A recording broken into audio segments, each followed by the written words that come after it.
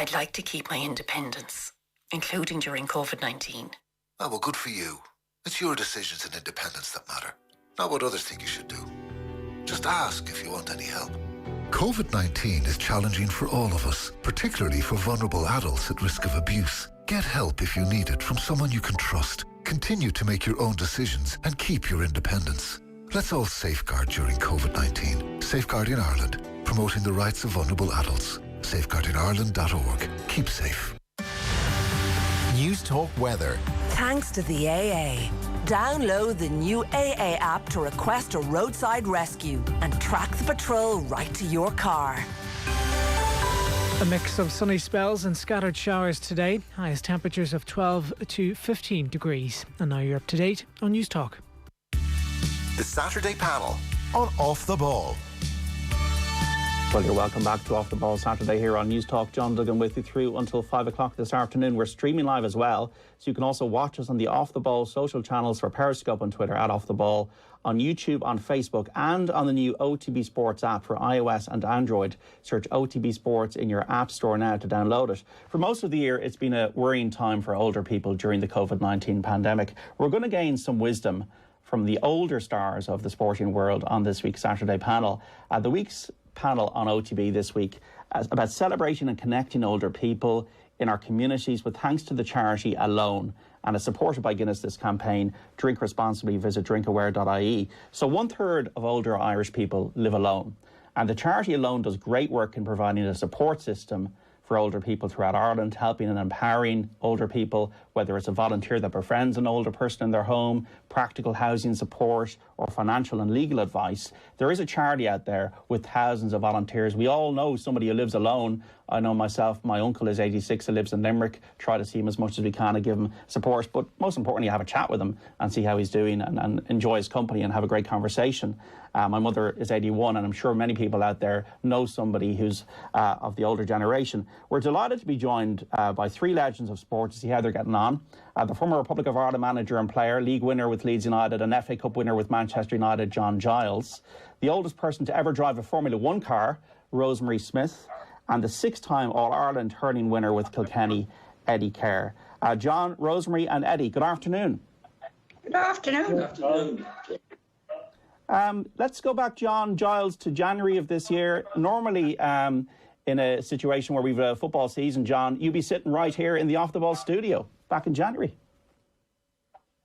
Well, not back with RTE.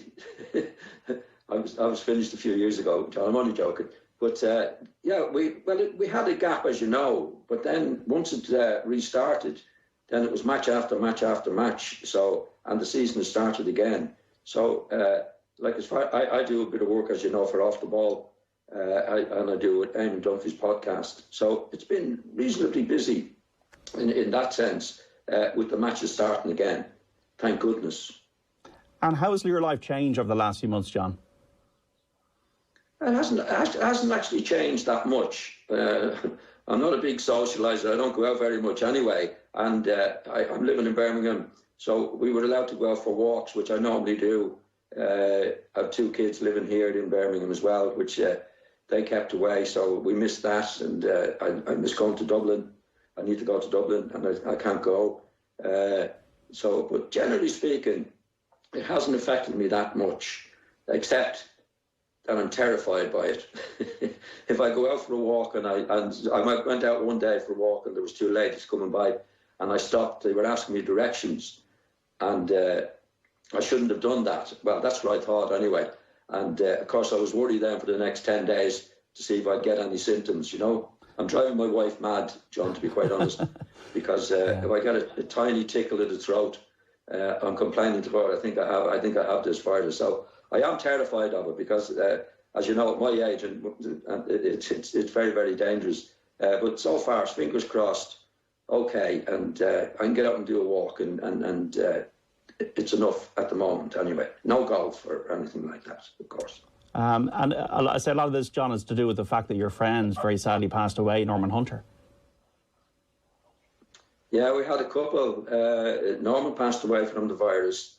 A lad called Trevor Cherry that I played with for a few years as well had a heart attack. And Big Jack, as we know, didn't have the virus passed away. So there were three colleagues that passed away over the last, within, I think, 4 or 5 weeks of each other, which was very sad. I think Jack wasn't well at all for a while, but Norman Hunter was a big shock, huge shock. Norman was a very good pal, and he caught the virus, and he had underlying conditions, and he didn't recover from it. Trevor Cherry, I thought, when I heard the news, he actually had a heart attack, and we were together at Christmas time because the group players from my time at Leeds got the Freedom of City at Leeds. So that's the last time we were together, and we were making plans. I would go up to Leeds and have a night out with all of that. So we're still very close with each other. So all that was put on the back burner, and hopefully we'll get together in the relatively near future anyway.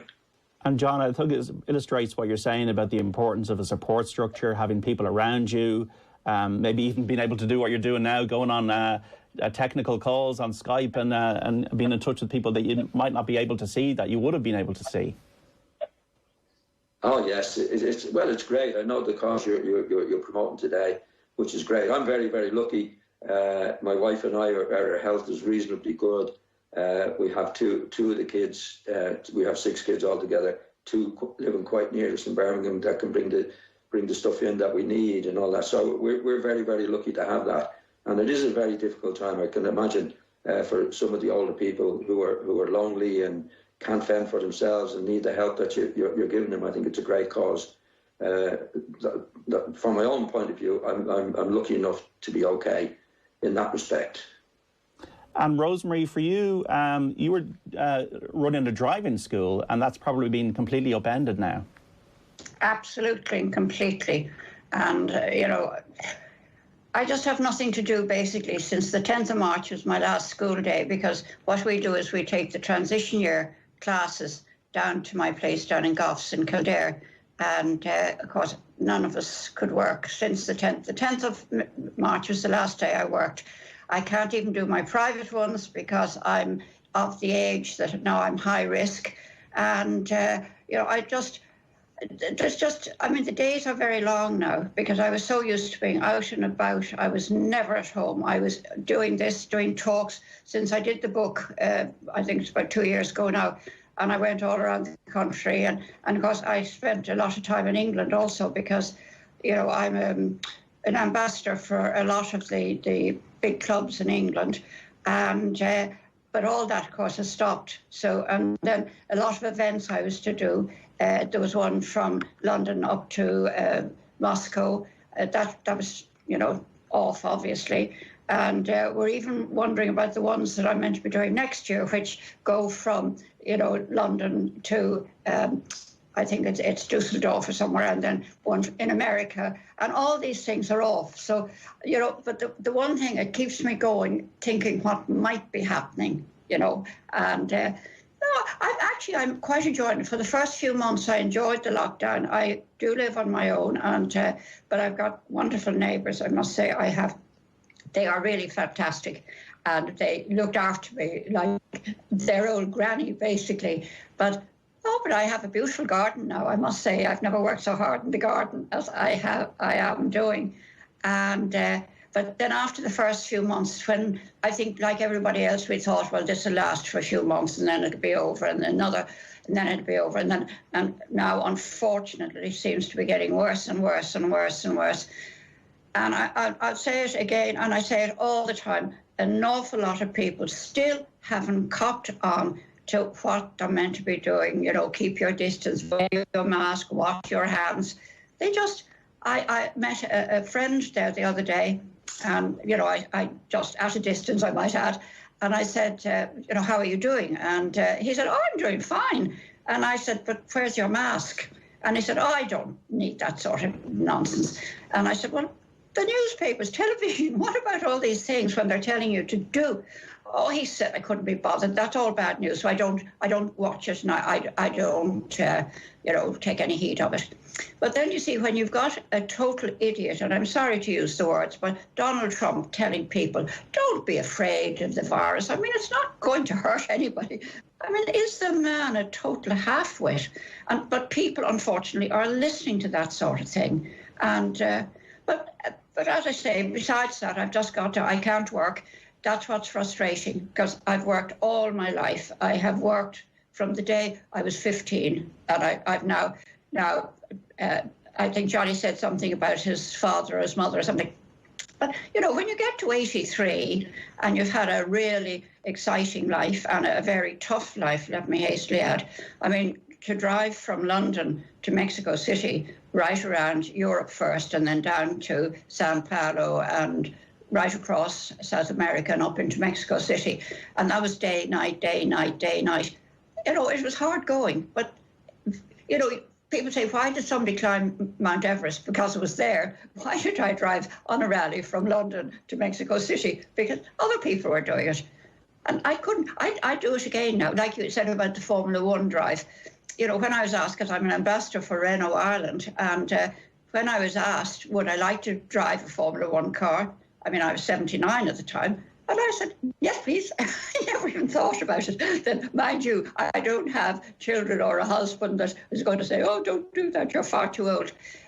People would say, go try it. Why not do it? So I did it. And, it was, it was scary. I must be honest. I was terrified when I got into the car initially. But then once I started going, I was fine because, but it's so different because the clutch is behind the steering wheel and, well, it's not a steering wheel, it's sort of a little bow thing. And, it was so different and I didn't get very much practice. I think I only got about 3 laps of a practice, but it was out in Paul Ricard out in France. And it was fantastic. And the one thing, it was funny, just when they were pushing me out of the pit and, out, and they were sending me on my way. And then one of the mechanics said, Jeremy Clarkson was here. And Jeremy, he stalled it and stalled it and stalled it. And Jeremy and I hadn't really seen eye to eye on many occasions. And I said, if he stalled it, I'm damned if I'm going to stall it. I said, if I have to get out and pull it and jump in again or something. But the young mechanic, he said, just ease off now with the clutch and so on and so on and so on. So I said, fine. So away I went, and I didn't stall it at all. And the nicest part of the whole thing was when I came back, when I was flagged off and I came back into the pit lane, and then all the mechanics came out and they all stood around and started to clap. And, I sort of felt that I'd done something, even though, I've done a lot, bigger and better things all my life. But that was just it. It was a challenge, and I'm up to any challenge. But I did say to Renault, I am not going to climb Mount Everest in my skin, or I'm not jumping out of an airplane without a parachute. No, thank you. Brilliant, Rosemary. So, Eddie, we've heard about Donald Trump there. We've heard about Jeremy Clarkson. Sorry. I know that's all fine. I know you're a keen golfer, Eddie. Have you been able to get back out on the course? What's life been like for you in Kilkenny in the last few months? Well, I suppose, John, I'm very lucky where I'm living. I'm living in the country, and I suppose, like John, I love to walk. And I'm living in Innisteag, South Kilkenny, a beautiful part of the world. I'm looking over the Nore, the village of Innisteag, the Nore, and the lovely bridge. And during the lovely weather, during the real lockdown, we were able to sit out and have coffee and look at the scenery. Then, like Rosemary there, we have a huge garden, which had gone a bit, I suppose, unruly, is a nice word to put it. And over the last number of years, it's a huge garden on a slope. But myself and my wife, Kay, got into that, and we have it back to pretty good shape now. It's not garden of the year or anything, but it's manageable. So, as I said, we're lucky to be in the country and have all the lovely things. There's lovely walks here. We have Woodstock Gardens, which have a series of different walks you can do there. And there's a new walk down by the river called the Point Road.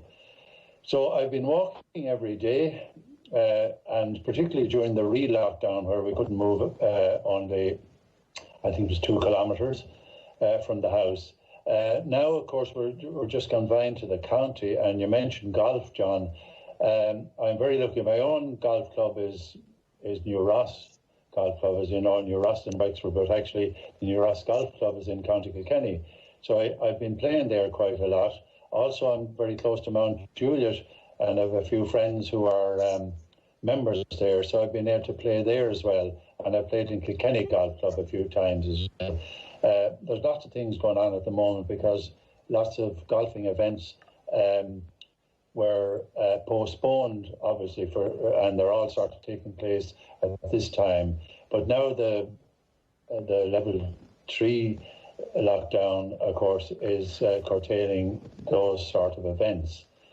Now, the other things, I obviously miss going to hurling matches, John. We've been watching them on TV and Skyping and webcam and so forth. It's not the same as going to the match, but it's a substitute. And I suppose we're hoping that things won't get worse, and the Inter-County Hurling Championship and Football Championship will be able to start up, and we'll at least be able to watch them on television. What's it like being in England, John Giles, with lockdown over there? Is it strict? Is it more lax? What's the situation with your community over there? It was pretty much the same as home, really, John. I mean, in different parts of the countries now, when it spikes, then they put the lockdown situation back into. I'm in Birmingham, and it hasn't been so bad. You know, I was allowed to go we were allowed to go for a walk at the early stages, and still can go for a walk, as long as you're not bumping into people and going to pubs and all the various things that you're not supposed to do. It's not too bad. I don't find it too bad. It's obviously very bad for business and people who have to go to work and that. I mean, I'm not working at the moment anyway. Just a little bit of work I do on the radio now, so I don't have to go anywhere. The matches I can do, because the matches are on, as we know. There's no crowds at them, so there's been lots and lots of matches in the last couple of months to make up for the time when they couldn't play. New season has started, so I'd be relatively busy at home watching the football, getting out for a walk. Now the golf club is open, but you have to book a place. So I haven't played golf since this whole business started. Hopefully, I want to get back playing again. I'm not playing very well anyway, but it's not too bad. For what I need to do, I can get out for my walk. I'm okay. There's no restriction on how far you can go for the walk. Don't go that far anyway, so it's okay. Yeah. Could do without it, as we know, John. As I said before, like I'm not going to break any rules. I'm terrified of it, so I'll keep the head down. What do you miss the most, John? Is it the drink with a friend? Is it the freedom? Is it just coming over to Dublin? Is it just the freedom being curtailed? Is that when you're having to cocoon? Well, yeah, I'm not bothered about the freedom in itself. I don't go out very much anyway, John. I do miss going over to Dublin. I have a daughter in Dublin. I have a son a daughter in Wexford and a son in Dublin, and grandkids there. And obviously, it's almost impossible to go over. So I miss that. I need to go to Dublin to do a few bits and pieces. But I'll wait. You know, I can't do anything else really. So it could do without it, as we know, John. But keeping out of trouble is for my wife and myself. Is the main thing. So we're not too bad. It hasn't affected me that much. Yeah. I mean, all the people around me, I know it's very difficult for people in Ireland and England, the economy and all the various things. But on a personal note, I'm not doing that much different in a way that's before the lockdown and this epidemic. Rosemary, all I hear from you is a sense of adventure with all the rallying you've done and being in a Formula One car. How has your community and your neighbours specifically rallied around about supporting each other in the last few months? Brilliant. They were absolutely brilliant. I'm in a little sort of cul-de-sac place, and people that a lot of them I didn't know at all. And yet I used to sit out in the front garden, and my next door neighbour, Deborah, she'd sit in her front garden, and we'd have a glass of wine on the wall between us. And then all the neighbours came along, and they were just terrific. What can we do? Do you want your messages got?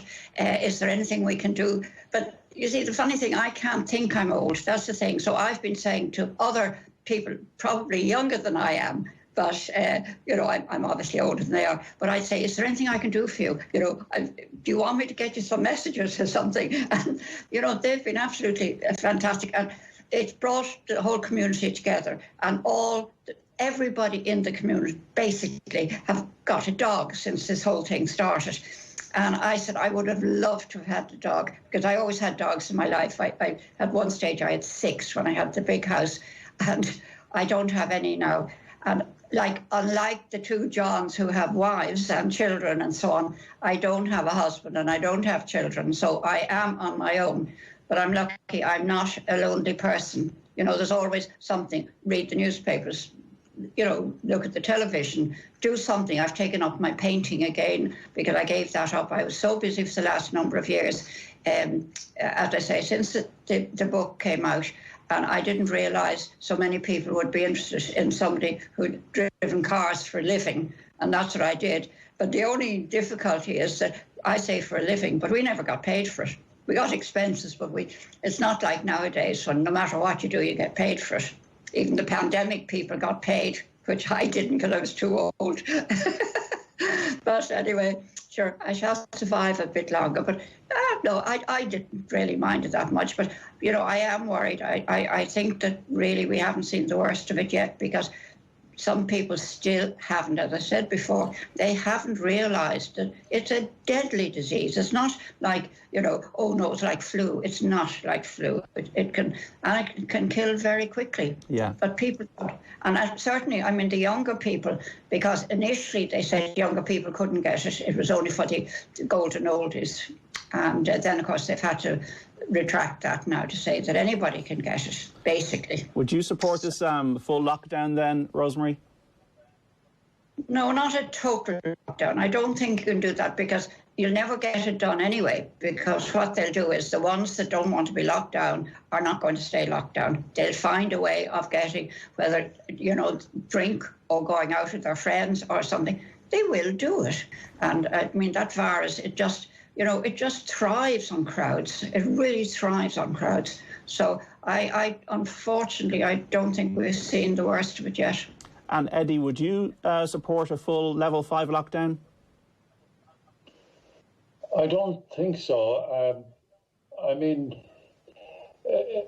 I think we're all grasping for solutions now. If people would adhere to, I think, level 3, and I think as John mentioned and Rosemary mentioned, if we all do what we're supposed to do, which is not go on gatherings, wear the face mask, keep away from people, I think level 3 will probably work for a good while.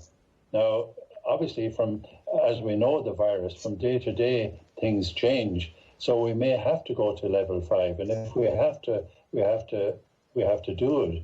And the more people we get to cooperate, the better we'll get over this virus. But there's a lot of good things have come out of it too for myself. I've learned, we're on Skype now. I didn't know how to do Skype before. I've been on Zoom. I've got a few more things on my iPhone. I've been watching stuff on Netflix, on YouTube, things I never knew existed. So I'm learning a good bit from it.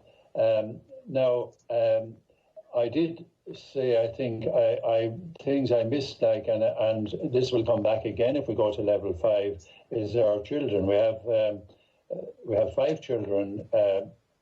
3 of them are fairly local, and we were able to meet them over the last couple of months freely enough by keeping social distancing. I have 12 grandchildren, and we weren't able to hug them, of course, but we did see them at a distance.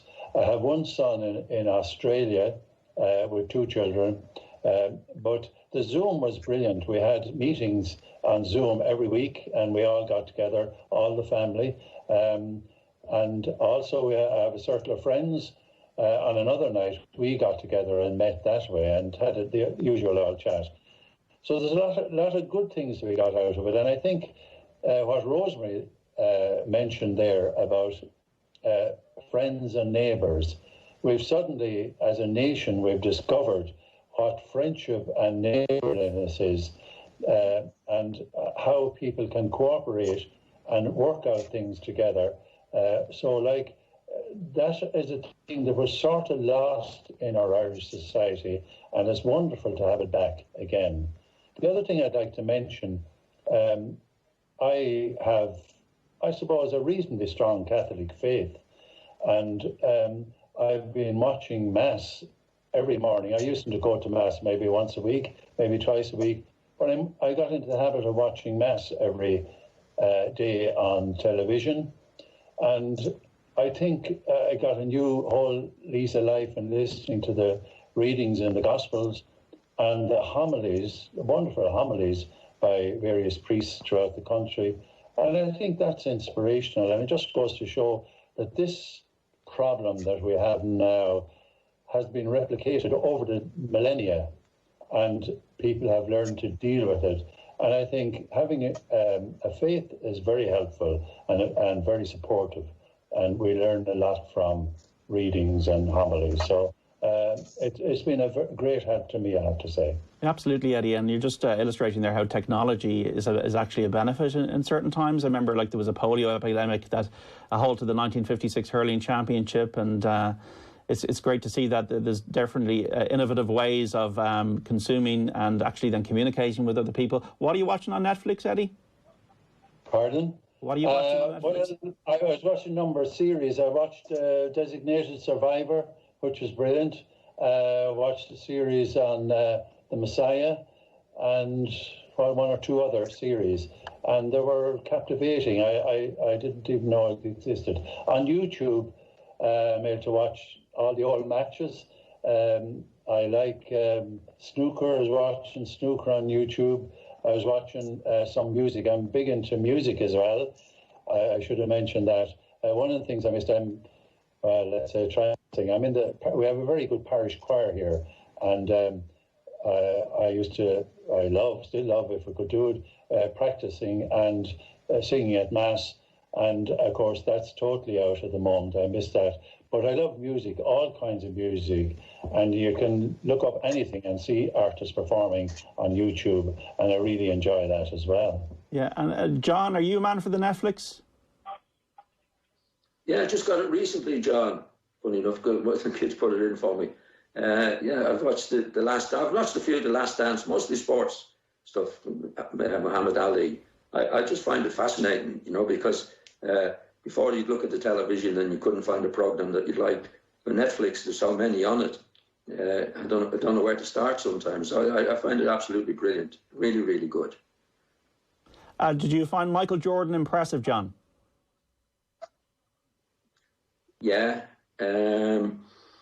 I thought his attitude to his profession was absolutely outstanding. He was never satisfied with what he did.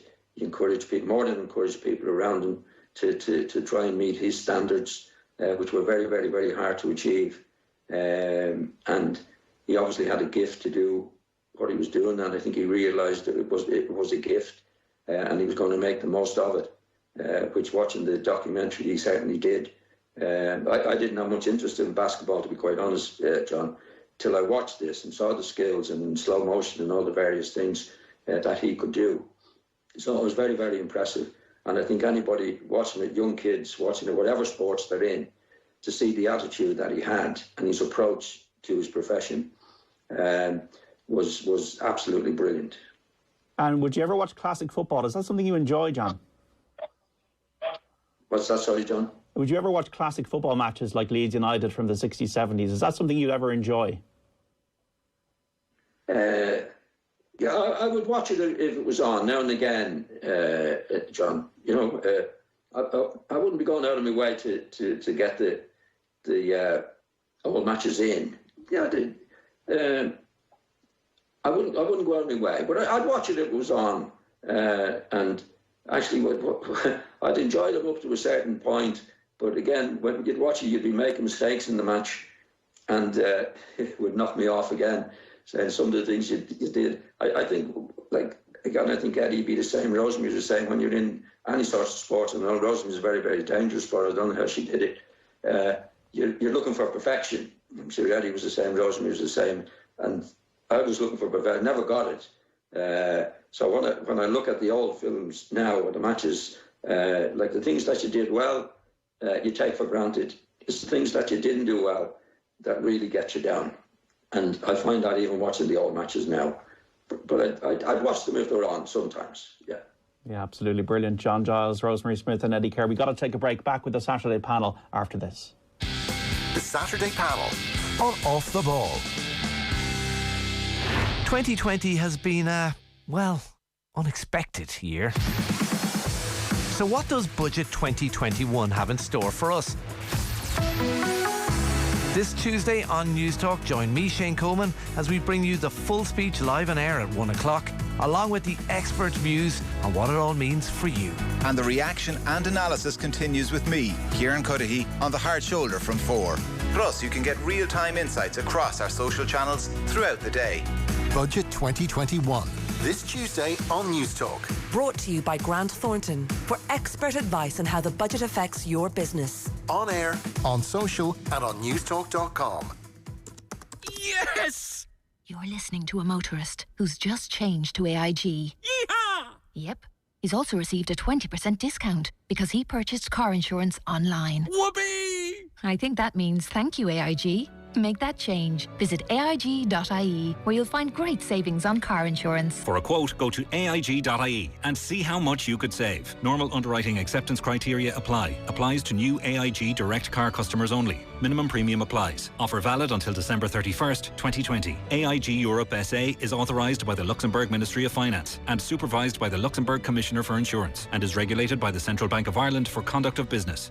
Like every rural county, we were dying for air to come. The business really needed it, so we haven't looked back since. It's been brilliant. That's Lee Williams, co-owner of the Wicklow Brewery and happy Air business customer. Get Air Gigabit fibre broadband from €30 a month. Call 1-800-400-555. Air, let's make possible. Subject to availability. €30 a month for the first 4 months. €55 a month thereafter ex-VAT. 24-month minimum contract period for 1 gigabit FTTP. Early cease charges may apply. Offer available for limited time. For full details and terms, see business.air.ie. It's cold outside, so cozy up at home with your favourite coffee. Treat yourself to a new coffee machine from Harvey Norman. Like the kick from an espresso? Get the new Virtuo Next coffee machine for just €99. Prefer to grind your own beans? Get the Sage Bean to Cup Barista Express for €569. More into hot chocolate? Then get yourself a Tassimo coffee machine for just €45 and make Cadbury's hot chocolate. Shop our full coffee range online or safely in our spacious stores. Harvey Norman, your home appliance specialists. Go! It takes a certain kind of brave to run a business. At AIB, we know that right now this is especially true, which is why we're offering low-cost, flexible finance to businesses through the government's new Covid-19 credit guarantee scheme, so that you can keep your business going and growing.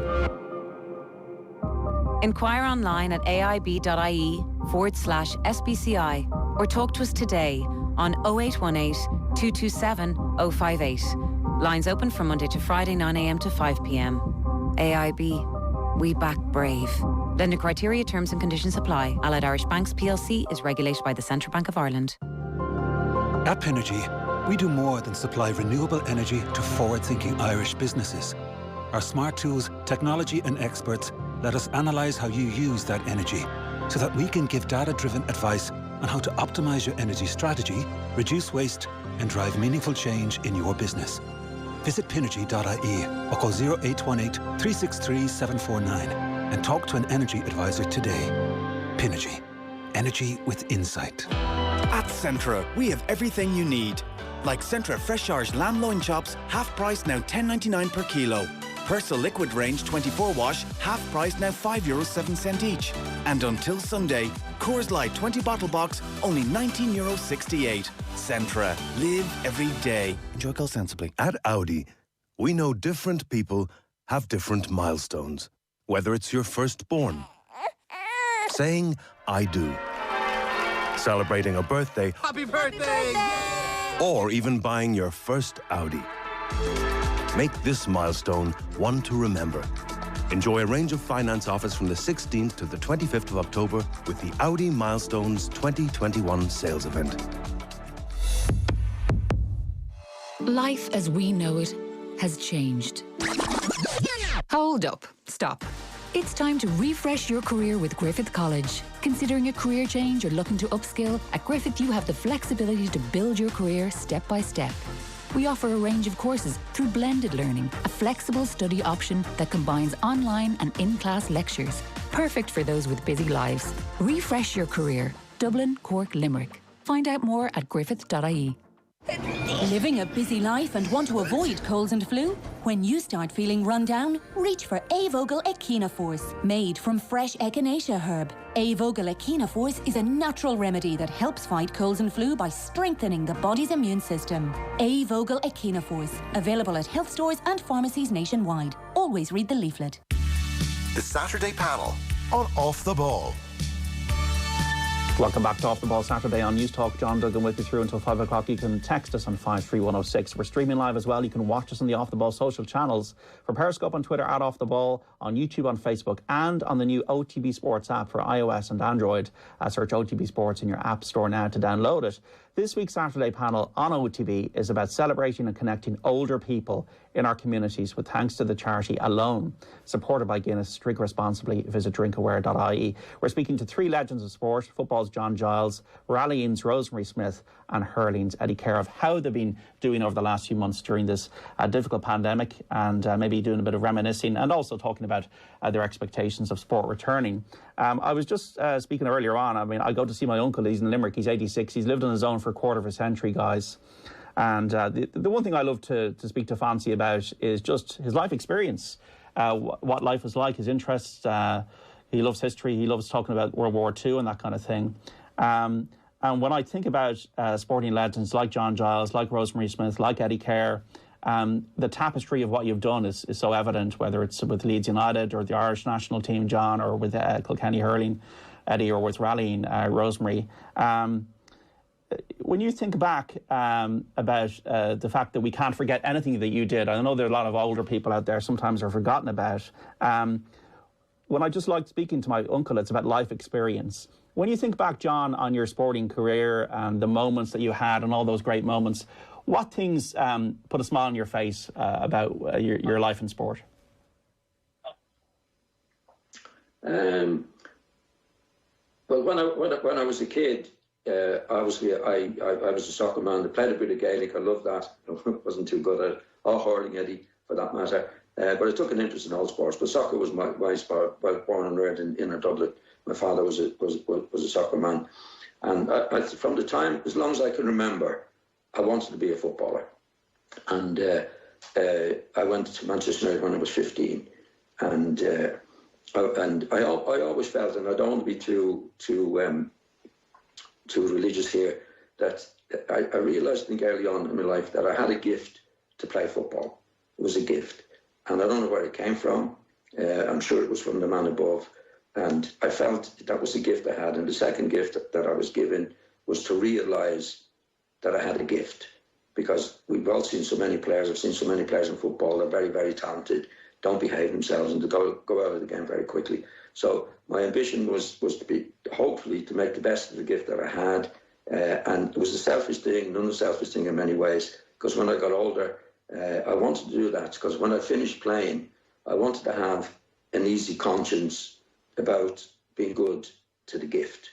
So there was two gifts there, the gift to play and the gift to realise it was a gift. So I was very, very lucky in that respect, John, because I was able to play at a certain level. When I finished playing, people asked me, do I miss playing? I said no, because I was almost 40 when I finished playing at top class football. So I realised then I'd given it all that I had, if that's the right word, right way to express it. But I loved it. I loved playing. I was a kid going to Dalymount Park with my father to watch the international team. And like most kids, that's what I wanted to do. I'm sure it'd be like Eddie, who wants to play in the All-Ireland hurling final, and Rosemary doing her stuff in the way that she did it. And I was very lucky to achieve most of the things that I sought perfection when I played, and I never got it. But that's what I saw. So when I finished playing, I was able to hang my boots up and say, right, I've done my stuff, and that's the end of it. I've got the rest of my life to live at that particular time. So I think Rosemary was gifted with what she did. I think Eddie was gifted with what he did. All people who are doing things that most people don't do, it's a gift. So lucky enough, I appreciated that. I don't want to be too holy Moses about it. I don't mean it in that way whatsoever. But that's what drove me on when I played football, to play every game as best I could and try and seek the perfection. Never did that. But as I said, when I was a kid, I went to Dalymount Park. I wanted the one thing I remember most probably about football was my first international cap. I was picked to play against Sweden when I was too short at 19. And I went to Dalymount over the years and saw all the great players playing, Noel Cantwell and Charlie Hurley, Jackie Carey. I wanted to emulate those particular people. And I only played 2 matches for Manchester United, so it came very, very quickly, sooner than I thought. And we played Sweden in Dalymount Park. We were 2 down after 10 minutes, and I was lucky enough to score a good goal, and we went on to win the game 3-2. So that would be the highlight of my career as a footballer, playing in the international team and winning. We didn't win very often after that, but we won. So that would be my take on it, John. As a professional footballer, or sometimes Eddie wasn't a professional footballer. Rosemary, she says she wasn't making money doing what she did, but she loved doing what she did, and I'm sure Eddie was the same. So there's a great satisfaction in that, and I haven't finished a playing career. I don't think Rosemary wants to finish yet, even to look back and say, well, I did the best with what I was given. So playing for the international team was the pinnacle for you, John. That's the thing you think about maybe when you're reminiscing. Well, yeah. Well, it was a thing that I wanted to do most when I was a kid. Actually, I was a Manchester United supporter when I was a kid, mainly because Jackie Carey, who was a great Irish player, was Footballer of the Year in 1949. They won the Cup in 1948. So I was attracted to Manchester United from that. I played for Manchester United, not for very long, but my main career was at Leeds United, and I was lucky enough to win a Cup Winners' Medal at Manchester United before I left. But we won a few trophies at Leeds as well. We won some, we lost some, but I think you have to lose a few as well to appreciate when you do win, and I think that was the case with the Leeds United lads. When we lost something that we maybe should have won, we were more determined the next year to go on and win something. And it was a pleasure and a privilege to play with those particular players. Eddie, you're just talking there about watching matches back. I hope you watched some of your own great finals. 1969, you're the captain of Kilkenny. 72, you're hurler of the year. Are there days, are there moments that stand out when you're thinking about your life experience and you're sharing it with others in a conversation? There are, of course. You know, I suppose I came on, like John, I was an early starter. I came on in the All-Ireland replay from the minor team. I was 17 in 1959. And I suppose one of the highlights then would be my first All-Ireland to win. We lost 59. We won in 1963. So obviously our first All-Ireland medal is a fair highlight to look back on. The other thing, I suppose, with hurling and Gaelic football, you have your club and your county, and both stand equally.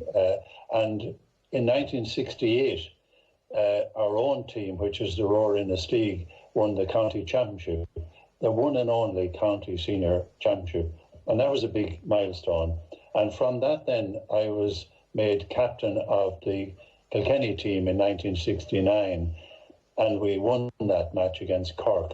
So as being captain of a winning team was fantastic. I suppose 72 was a great year as well. We had some other, luckily I got 6 All-Ireland wins, and they were all, I suppose, equally pleasing. I was interested in John's comment there about talent, you know, and the way he worked on his talent, and mention about some players. It's funny, it's not funny really, but to look back on very talented players who didn't make it because they didn't knuckle down to it, and they don't realise that their hurling or football or whatever career is so short. You know, it passes that, and suddenly they wake up when they're in their late 20s and have lost the chance. But every game has to be worked at, and it was always clear from John Giles' performances that he worked on his game. I think we both admit that we weren't the greatest players ever anywhere, but we worked at our game and tried to reach our full potential and did everything we could to reach that potential in every game. And talking about prayer, I always prayed before a match, not that we'd win, that would be unfair, but that I wouldn't let the team down. And it gave me a great sense of security going into a game, and I hope during my career that I didn't leave the team down on too many occasions. Well, absolutely not. With the incredible career you had, Eddie, with the Kilkenny and the Black and Amber. Rosemary, are there moments in your rallying life or your wider life that stand out as put a smile on your face, and you share with a great anecdote or a story for people that might ask you, like we're doing now? Yeah, there's always a smile on my face anyway. So, no, it's I was in a very different situation than the two lads, in as much that I was a dolly bird trying to break into a man's particular sport. And it was extremely difficult in the beginning. And it was only because my dad, who had done a little bit of racing, not very much, but a little bit, and he kept saying to me, no, go on, show them, go on, show them. Whereas I knew I was a reasonably good driver. I wouldn't say, like the other two people, being very, I think being very sort of naive in what they're saying, because they were both great in their own time and their own place. But I just had to fight the thing against men as well as trying to win a rally. And, I'd get this thing, oh, she's a dolly bird coming out. What does she think she's doing? Now, when you're sort of 17, 18, 19, starting off in motorsport, I was a laugh to a lot of them. So I had to prove that I could be just more than just a laugh. I had to prove that I was good enough to beat some of the men. And then I started, and I did. I started beating them, and then they started looking at me in a totally different light. And at the end of what we call a special stage, about 3 or 4 of them would come up. What time did you do, Rosemary? What time did you do? Because everything in a rally is down to seconds. It's not down to minutes, it's down to seconds. And, what did you do on that stage? And what did you do? And then they realised. And then I got through that hurdle, but I still was a bit of the dolly bird. Then I did Monte Carlo Rally. I was invited over by a girl in England to do the Monte Carlo Rally. And again, we went out on that. I had no idea what snow and ice was. I mean, I knew what it was, but not to drive on it. And it was so totally different. And the camaraderie that eventually I got here in Ireland certainly wasn't on any of those very big events, because they weren't the biggest events in the world at that stage for our particular sport.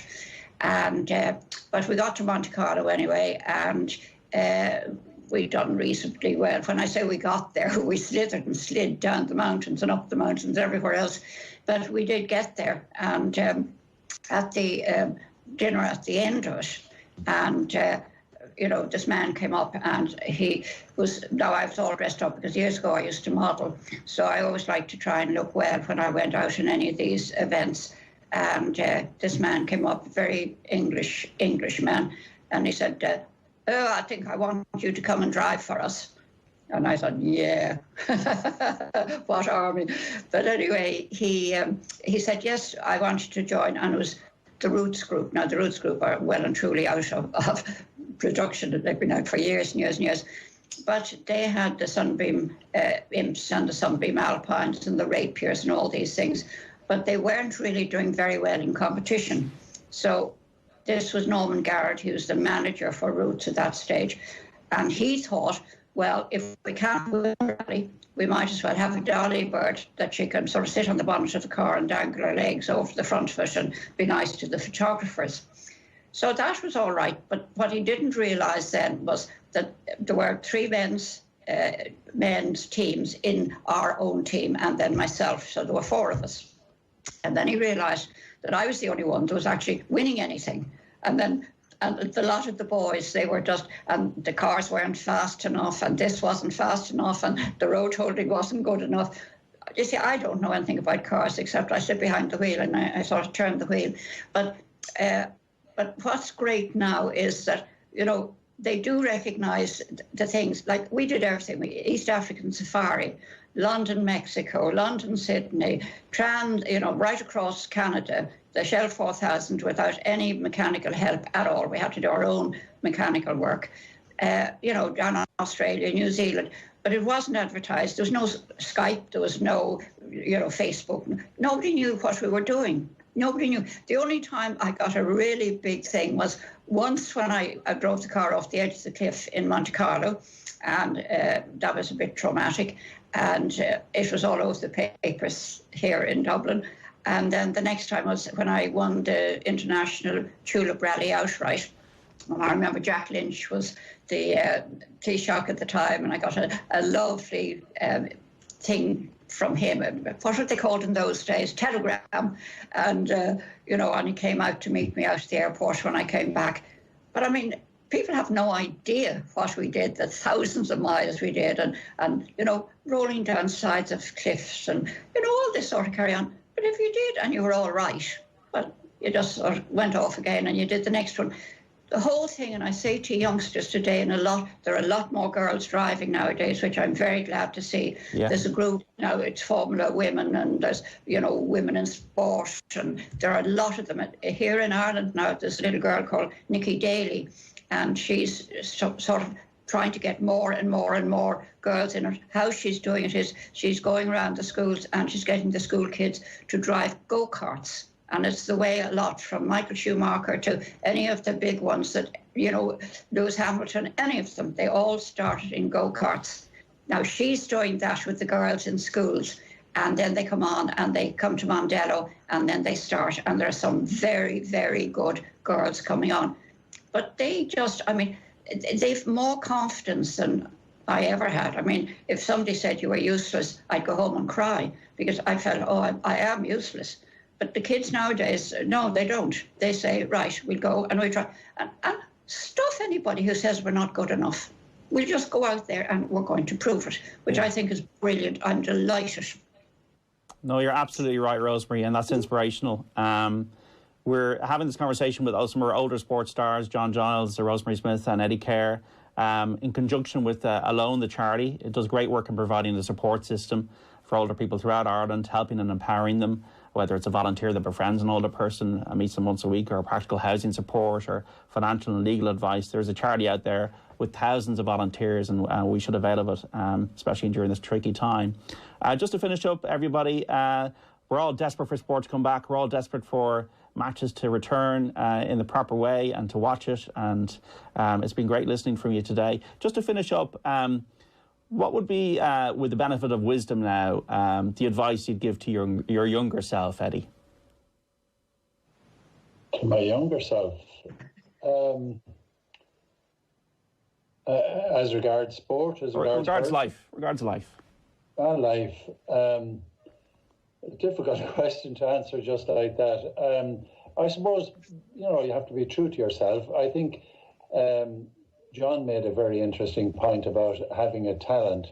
And I think if you have a talent, whether it is in rallying or soccer or hurling or whatever, get the best out of it you can while you can, and life passes quickly, and it's great to come to the end of your career or whatever you want to do and be able to say to yourself, I certainly did my best at it, and I used whatever talent I was given to the fullest.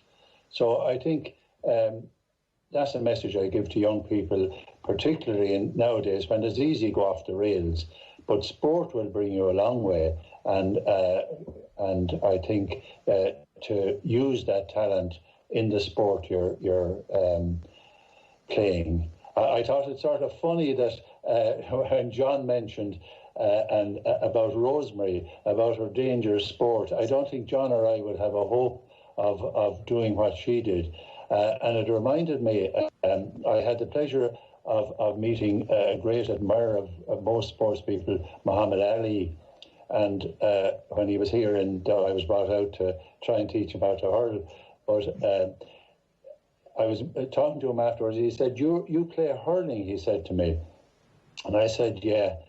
And he looked into my face to see was I all scarred. He said, "That's a very dangerous sport," he said. And I was thinking of him getting into the ring with Sonny Liston and all these guys, you know. So everyone looks at everyone else's sport differently. But the one you're good at, do your very best with it. That's all I could say. How charismatic was he, Eddie? He was absolutely fantastic. A very ordinary guy. When I met him in the hotel first, we had a good chat, and Angela Dundee, his trainer, was there. And he was very ordinary. And I was to go out then, there was a press thing. They were trying to build up. He was fighting Al Blue Lewis in Croke Park that day. Ticket sales were slow, and we were going to be in the All-Ireland final, and it was 1972. And they tried to get a bit of publicity, and they asked me out to try and teach him how to play hurling. So anyway, having had a good chat inside, we went out to meet the press, and I found him to be a lovely, ordinary guy inside. But when we got to the press, he turned into the Muhammad Ali that we sort of got to know on television, and he was a howl. He was really funny and played to the media, and you know, it was a wonderful experience for me to experience that. You met the greatest, Eddie, and John Giles is also one of the greatest footballers we've ever had in this country. John, what advice would you give to your younger self? Do it today. Don't wait for tomorrow. It goes too quickly. That's great. That's great. And Rosemary, yourself, what advice would you give to your younger self? Don't let anybody put you down. I mean, really don't, because, you know, the younger people now, and I'm glad to see it, they are coming out and they're standing up straight and they're saying, I can do this. Look at the girls who've done so well. Look at Katie Taylor. I mean, years ago, if she'd said, I want to be a boxer, she would have been laughed out of the ring. But I mean, now they realise, girls, look at the jockeys, some of the girls, Rachel Blackmore now, she's wonderful. But, you know, you've got to have faith in yourself as well, and don't ever let anybody put you down. Well, Rosemary Smith, John Giles, Eddie Keher, I want to thank you all for speaking so eloquently on the Saturday panel today. We really appreciate your wisdom. We hope Christmas is good for you, and we hope you're safe and your families are safe. And we'd like to thank you so much for your time, and we wish you all the best. You're very welcome. Thank you very much. Thanks all you guys, and enjoy the rest of the few months and Christmas. Bye, Eddie. Bye, Rosemary. Lovely to meet you. Bye, John. Bye, Rosemary. This is Off the Ball Saturday on News Talk, speaking about football and a review of the Republic of Ireland's match with Slovakia after this. Extra. Our email newsletter straight to your inbox. newstalk.com/extra. Afternoons are easy.